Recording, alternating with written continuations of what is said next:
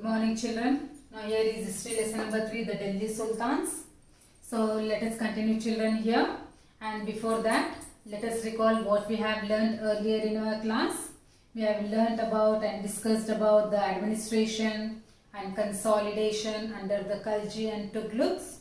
So we have also learnt about the Bandagan, clients, muktis, then collecting the revenues, etc. Today we are going to learn about the Mongols under Genghis Khan, and also we are going to learn about a huge administrative challenge that were made by Alauddin Khalji and Muhammad Tughluq. So during here when the Mongols attacked. So here the Mongols invaded Tanzania in the northeast Iran in the year 1219, and very soon they also attacked. They increased number of times their attacks during the Delhi Sultanate, during the reign of Alauddin Khalji and early years of the Muhammad Tughluq. So as a result, Alauddin Khalji and Muhammad Tughluq raised a very huge standing army as a defensive measures and administrative challenges. So let us see here how the two rulers dealt with. Now here Alauddin Khalji, during the reign of Alauddin Khalji, many times here Delhi was attacked. So generally here in the year 1299 and 1300, and during year 1302 and 1303. So we have seen during these years Delhi was attacked. Then as a defensive measure, Alauddin Khalji, he raised here a large standing army. As Delhi was attacked here during the year 1299 and 1300 and 1302 to 1303, twice. So here we are seeing that during the reign of Alauddin Khalji, he raised here very large standing army as a defensive measure. Then let us see here about the Muhammad Tughluq.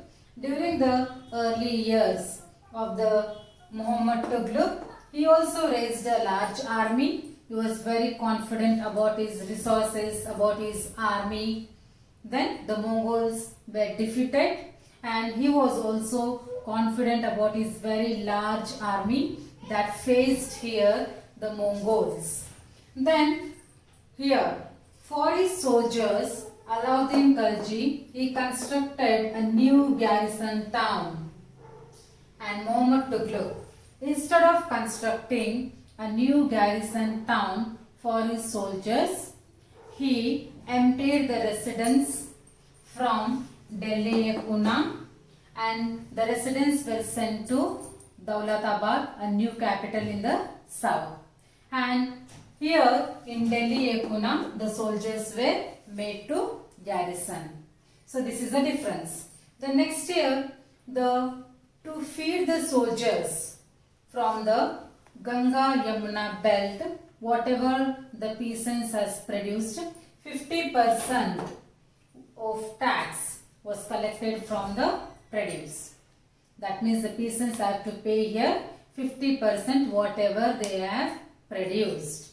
But here Muhammad Tughluq, what he have done, instead of here taking the fixed tax from the peasants, he has levied here additional tax. To feed the soldiers, he has done, levied here additional tax, which resulted here famine in the area. Because here the peasants were unable to pay the fixed tax plus additional tax, which resulted last what year? Famine. And then soldiers had to be paid. So here Alauddin Khalji paid his soldiers in cash, but not in iqta. And then here, to control the prices, he has survived. There were many officers appointed by the ruler. Very careful survey was done here to maintain the prices. And if the merchants did not listen the ruler, or they did not follow the ruler's advice or the prescribed cash which they have to maintain, the merchants were punished. So this is what Alauddin Khalji has very carefully surveyed, have done by the officers under Alauddin Khalji. The next year under the Muhammad Tughluq, as he did not control the prices, so even he paid his soldiers in cash, but he did not control any prices. Instead, he has introduced here currency notes which were made up of paper, and also the metals which were made up of cheap metal here. The coins which were made up of cheap metal. So this what happened here. The people were very clever.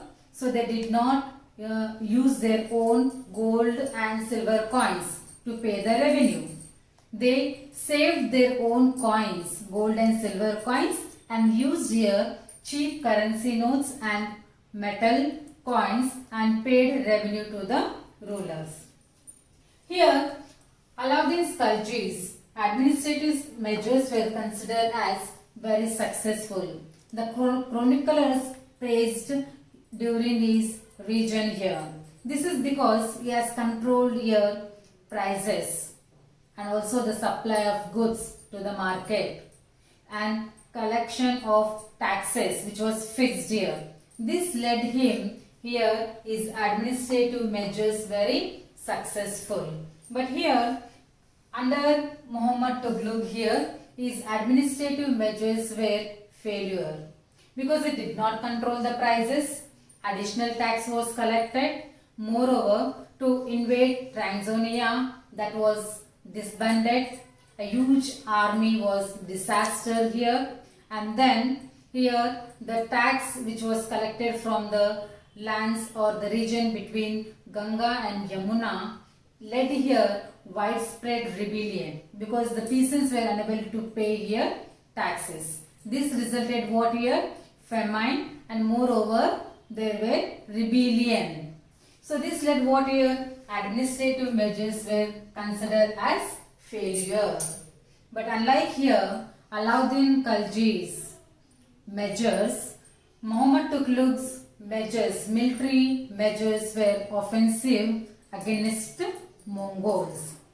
So this is what we are seeing here, the huge administrative challenge done by here Alauddin Khalji and Muhammad Tughluq. So as he did not control here prices and taken additional tax from the peasants, led here his administrative measures as here failure. As here Alauddin Khalji constructed a new garrison town for the soldiers, and survey was carefully done on prices of goods, and as his ruling period was very efficient, so this made here his administrative measures as very successful. So this is what children that we have learned under here about the challenges by Alauddin Khalji and Muhammad Tughluq. So in the next class we are going to learn about here the 15th and 16th under the Delhi Sultanate. So more about that we are going to learn. The next rulers about the Sher Shah Suri and the Mughal Empire. In the next topic we are going to learn about children. Read the textbook children. Thank you.